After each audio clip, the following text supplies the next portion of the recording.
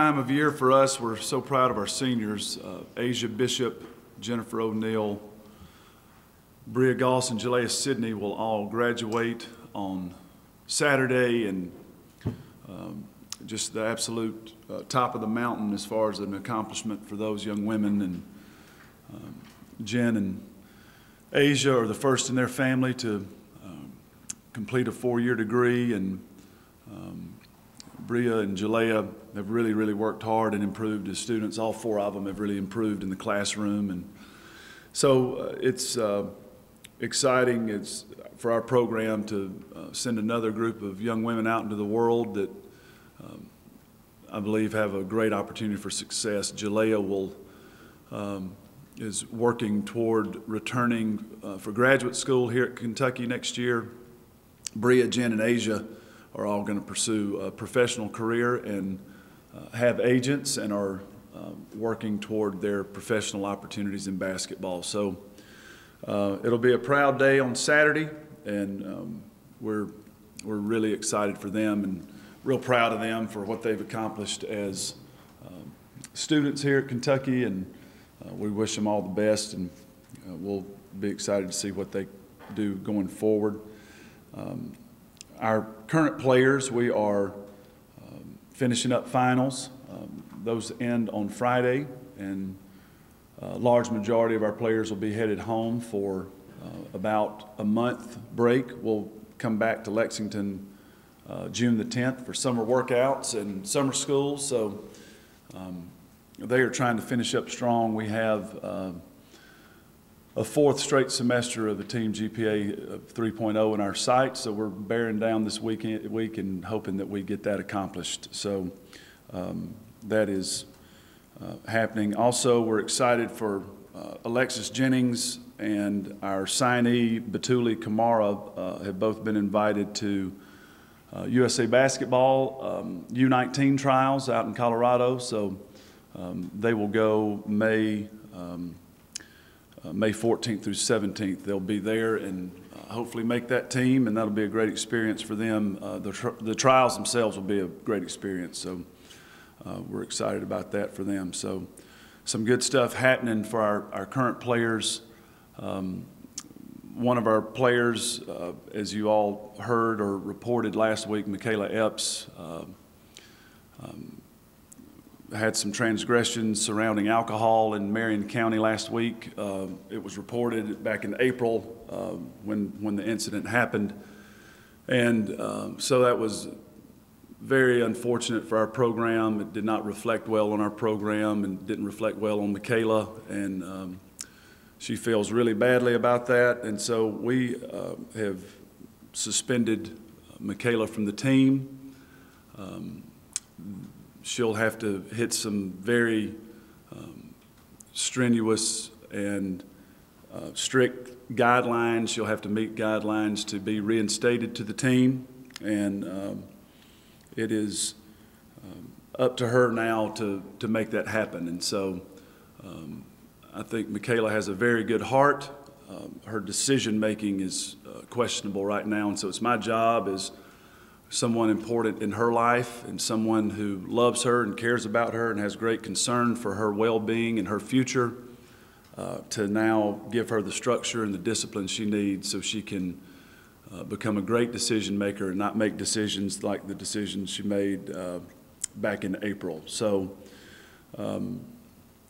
we'll work very hard to support her as she seeks reinstatement to the team. So I'm not going to get into the specifics of the suspension and what she has to do. It will include at least 1 game suspension at the beginning of the season, and it'll be up to Michaela to see how she progresses through the suspension to see if further games are added or not. But it will be a great opportunity for her to grow as a person, and that's what I'm going to try to do and support her in that. You know, women in this country, their life expectancy is north of 80 now, so she will be a person on this planet not playing basketball long much longer than she'll be a person who's playing basketball and bringing value to a basketball program or a basketball team. And so, my job is to make sure that she leaves here with the tools, and all of our players leave here with the tools and the ability to make great decisions so they can be successful, productive people and reflect well on whatever organizations they're part of. And right now, our players are part of the University of Kentucky in the women's basketball program, and so it's very, very important that we bring honor to the university. We reflect well on the university. We're high character people. All of those things are really stressed, and when we don't meet that standard, it damages our team and our program and takes away from what we can be. So we're going to work hard to see if we can help Michaela become stronger from this and get better and emerge stronger, all of us, from having to deal with this challenge. So I'll be happy to answer questions on that if you have any. And then finally, the other real exciting development in our program is the addition of Cameron Whitaker to our coaching staff, and she has been really a great jolt of energy for us, and hard worker, very strong person who can connect well with people, and great energy, and I just couldn't be more excited about what she has already added the first week on the job. So really, really excited about Cameron being with us and in our program. So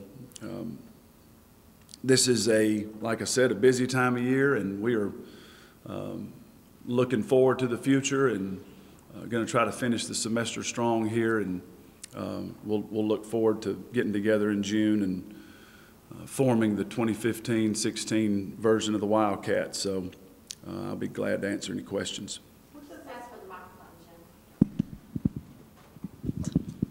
What does the suspension mean exactly? You mentioned the one game thing, but is she barred from team activities? Yeah. Is her locker been pulled? I mean, what does that mean in your? Yeah, so right now, just she has to work individually on her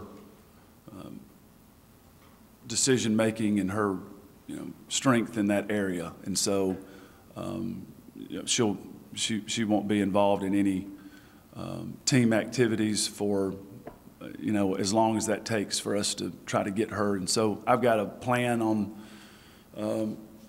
what she needs to do, and this is really about so much more than a punishment. This is about really trying to help her develop as a person, and really trying to strengthen her ability to make good decisions, because that's what we all are. We're just a sum total of our decision making day after day. And so when you're a young person and you're lacking in that ability, I think you need some help and some guidance. And so but people have to know too that alcohol, young people dealing with the alcohol just rarely ends well. It's just a bad decision. We stress that all the time with our players about how that can impact you negatively in so many ways. There's just nothing really that can come good from it when you're a young person, and it's more about trying to help her avoid any kind of bad decision like this in the future, and that's going to make her a better person. The better person she is, we all have seen her immense basketball talent, so that'll translate into her being a better basketball player. So we're just going to spend a lot of time helping her there, and like I say, I love Michaela, love her heart, love who she can become, and we're going to work hard to help her realize her potential.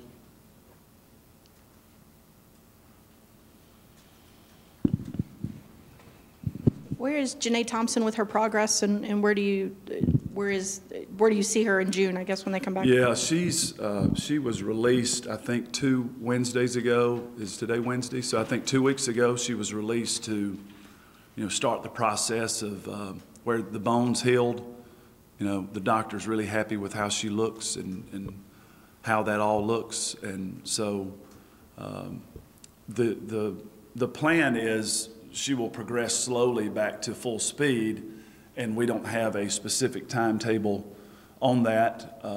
We will go slow rather than fast on you know, returning her to full activities, but it's not out of the realm of possibility that she would be you know, fully back into team activities, you know, sometime during the 8-week term. So we can work with the players if they're enrolled in summer school classes or they have a high enough GPA, we can work them out for 2 hours a week during the summer for 8 weeks. And so we will be doing workouts and team activities there, and we'll just see where she is June the 10th. We'll return to campus. We will start workouts that next week, and so we'll just see where she is, and we'll take it real slow. And I know she's really chomping at the bit to get back out there. She's very excited to have this part of her rehabilitation behind her. She's very excited that the bone healed. It just went very, very well, the healing process, and she did a great job. And Jenna Kennedy, who was our interim athletic trainer, did a fantastic job, and all the doctors and everybody surrounding it did a great job. So she's looking forward to it, and we'll just see how it goes, but the bone's healed.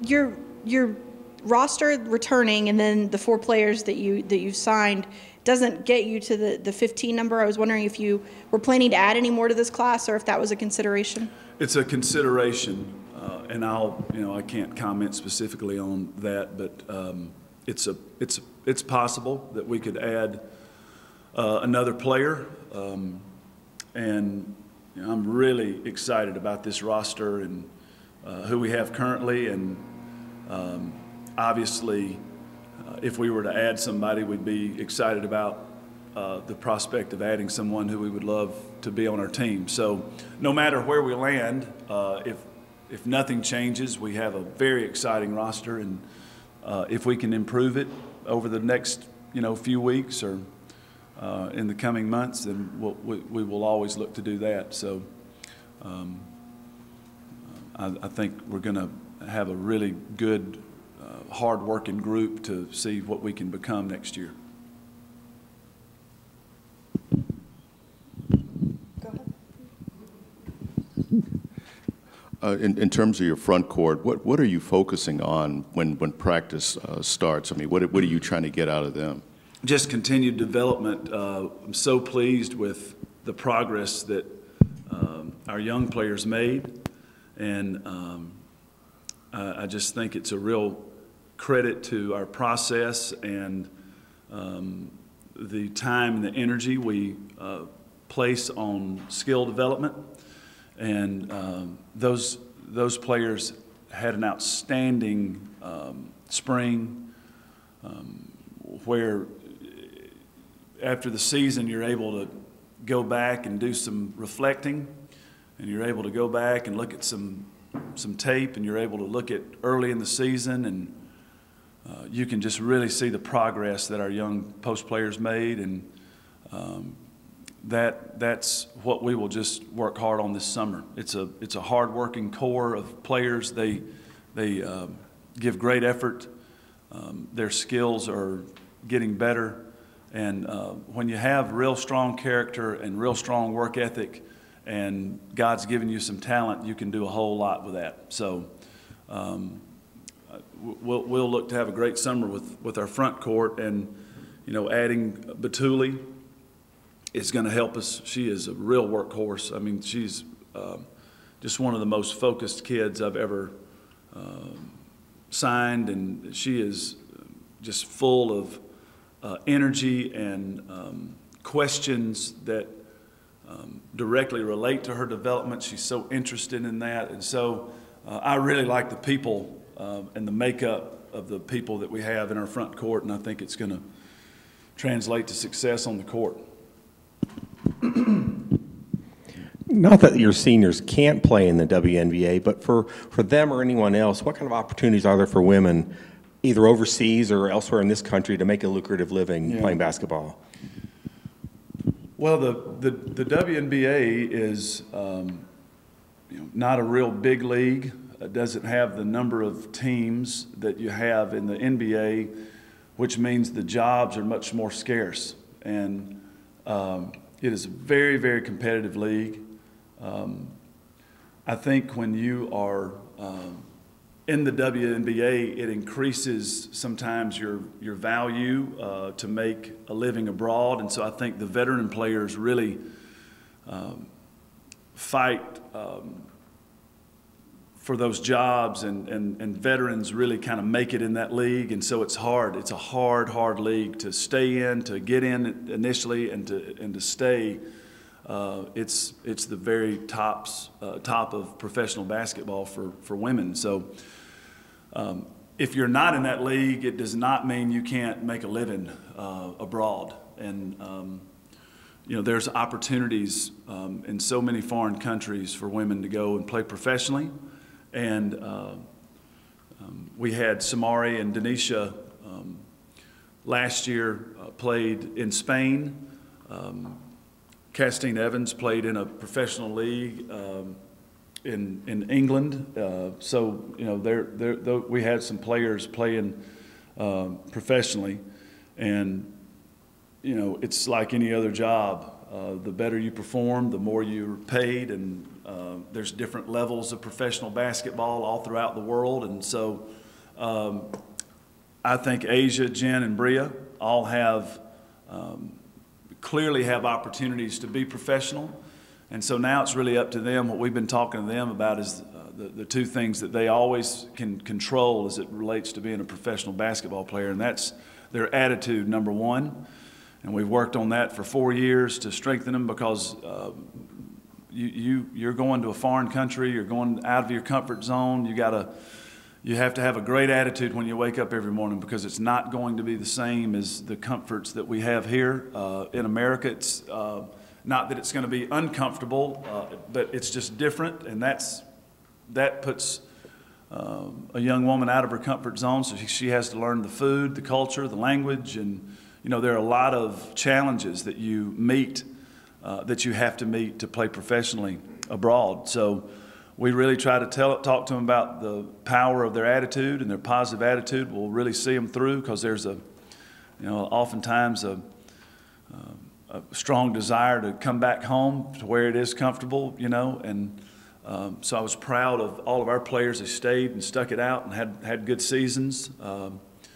And so their attitude's powerful, and then their effort, and now it's, there's no more Coach Mitchell telling you where to be and when to be somewhere, and now it's up to you. It's, Jennifer O'Neill Incorporated now. She's got to, be the CEO of her corporation, so to speak. She and Asia and Bria, they have to make the right decisions so they can be successful professionals. But all of them clearly have value as a basketball player, and so I'm excited to see them pursue that, because they all have a strong desire to do it. Matthew, what drew you to Coach Whitaker, and is there any added value to having someone on staff who is familiar with the program and the lay of the land?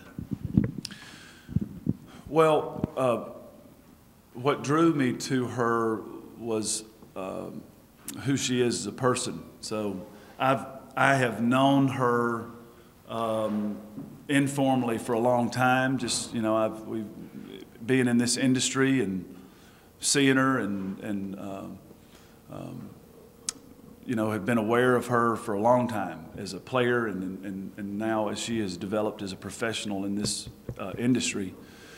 And then the first time we ever sat down formally and really talked to each other about college basketball and coaching and the profession was 2 years ago at Final Four. She and I had a visit there, and I was just so impressed with her presence. And what I mean by that, when she just has a presence, when she's walks in a room, she connects with people. She's very engaging. You know, conversations aren't difficult with her. She just has a really, really good way about her.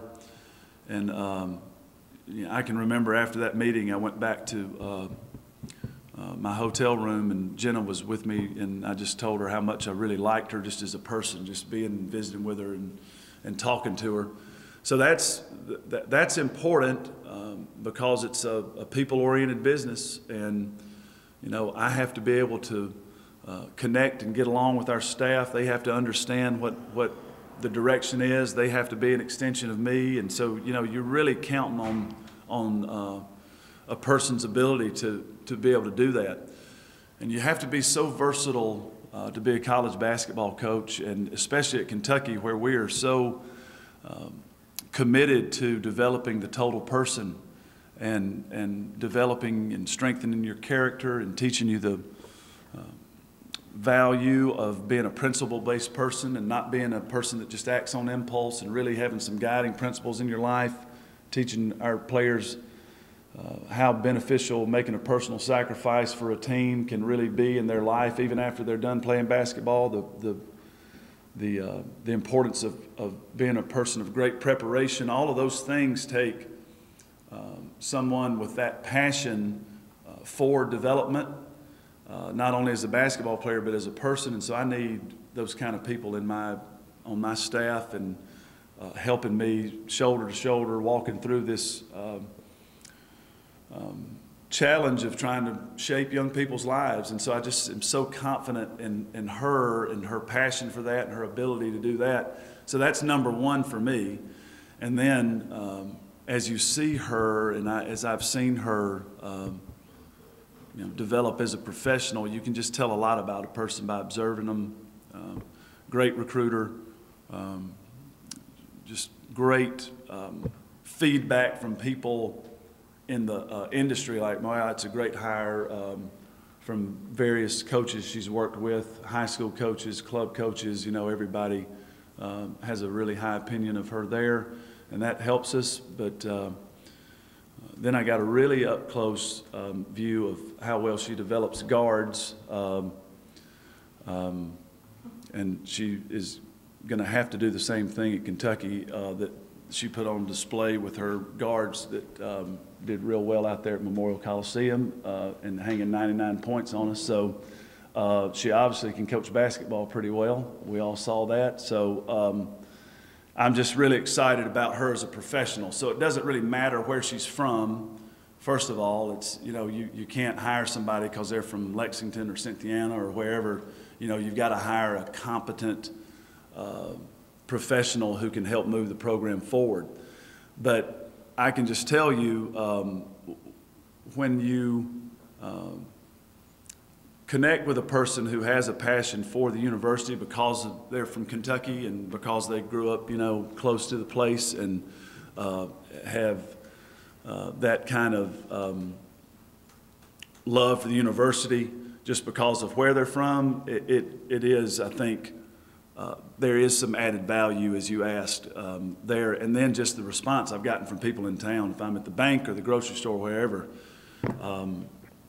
she's either paying people a lot of money to say nice things about her, or she really doesn't already know everybody in Lexington, because I'm just, everywhere I go, they're excited about that. So she brings a lot of value to the table as a professional, and just a great, great person, and I'm excited for our future together. Have you hired a recruiting coordinator, or will that be split among the staff? And then I know Tamika is going to have a baby probably soon, and I'm wondering how that will affect recruiting this summer, and some of the, you know, how long you expect her to be out. Yeah, so she's due June the 3rd, Tamika. And so Jenna's trying to coach her on how to, they're talking, making plans to have the baby before June the 3rd, because Tamika's ready to have the baby. And so you don't know how that's going to play out.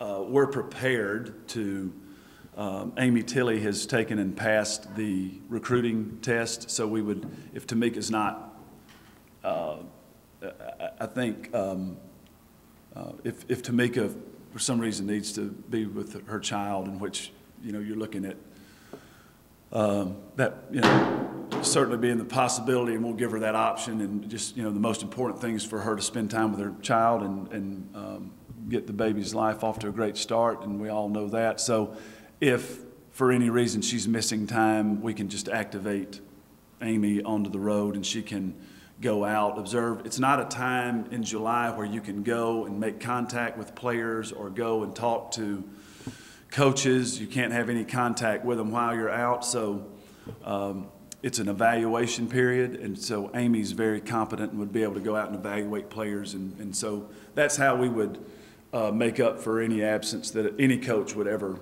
experience for health reasons. Recruiting's a very collaborative effort. There's a lot of things going on, but Cameron will organize the recruiting and will coordinate, you know, the aspects of contacting and keeping us all on track on all the different things that go on with prospects, and, you know, organizing visits and making sure we have a good plan for talking to people and all those things. So you do need someone to coordinate those things while everyone is involved and everyone's recruiting, but Cameron will do that for us and fill that role. Did Crystal stay on staff, or is she? No, Crystal's actively seeking opportunities, and this was always a, you know, an entry-level position for her, and it's time for her to go out and get her first experience away from Kentucky. You know, I think there's great value in leaving and going somewhere where you can get a different experience, and especially when it's one of your former players, I think there's some safety and comfort where, you know, it's, she did a great job for us, but I think she needs to be around somebody besides me. She's been, you know, now it's almost 7 years that she's been with me, and so I think she knows this program inside and out, and she's been very valuable to our program as a player and a staff member, and I will miss just being around her every day, and hopefully one day maybe she can come back and be back at Kentucky. But it's time for her to experience something away from Lexington, and she's working hard on that and has some opportunities and some things in the works. So if anything happens there, we'll be really proud to announce that.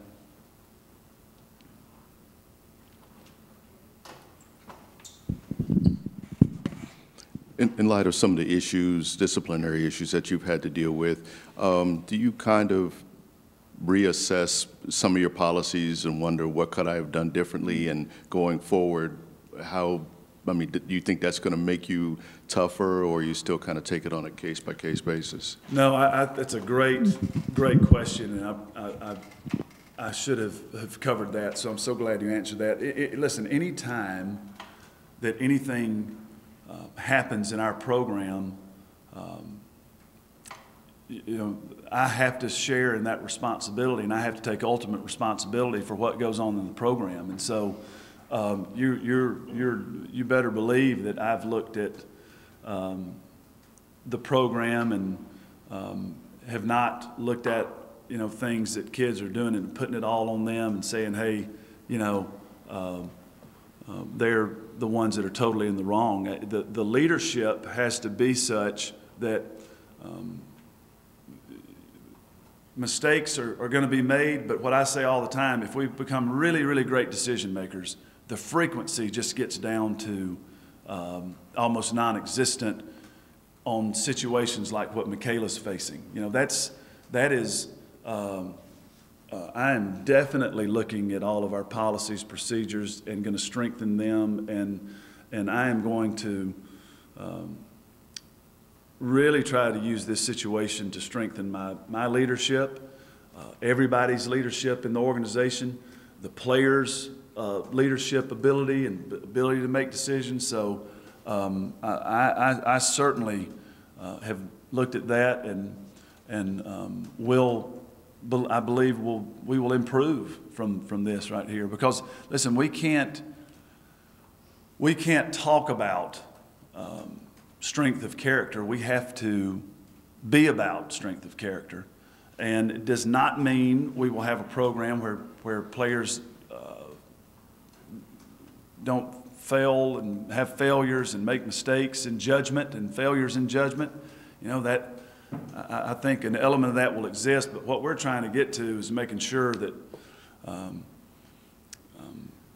the mistakes aren't so negatively impactful like something like this. You know, this just, you know, so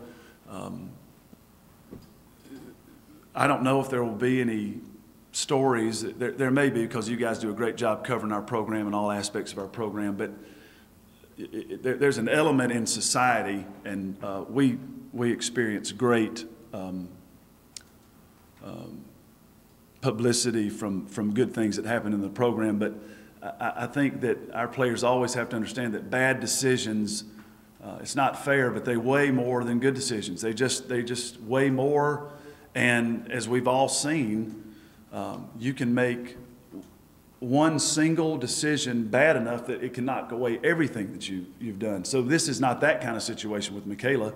She certainly can find her way back and move forward in a positive way. But, you know, our players have to understand that they are the most visible group of young women in this state, and there's a responsibility that comes with that. Our leadership at Kentucky, Eli Capilouto and Marilyn Capilouto, they just carry themselves with tremendous grace, dignity,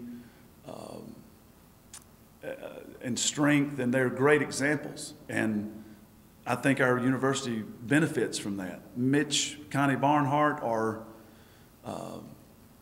people of just sound judgment, grace, dignity, and that's what we want. We want our players to be. And so sometimes young people don't look up to an Eli Capilouto and look up to a Mitch Barnhart, because it's, you know, they're looking up to our players. And so I tell them all the time, no one's put a gun to anybody's head to come to Kentucky. You know, it is a mutual agreement. We want you to come to Kentucky. You want to come to Kentucky. But you can't have the good and then shirk the responsibility. They have tremendous responsibilities on them of what they can use this platform on. And I just am not the kind of coach that wants the platform to be show up, win ball games. You know, that's not, I think it's a waste of the opportunity. They need to show up, win ball games, and we need to win a bunch of them, and we have over the last few years. But also, let's show up with grace, dignity, sound judgment, great example, great role model. And, you know, that is of paramount importance to me as we go forward. So I'm the person that has to set the standard, and we all have to meet the very high standard that we have set here. So I've really reflected on that, and we'll try to correct this situation through a lot of love, care, and concern for Michaela. And, you know, I have every hope that she will make good decisions throughout this process and come back stronger and better and exactly what I just described, because I know she's capable of doing that. So it's very, very important that we all learn from it and we all emerge stronger.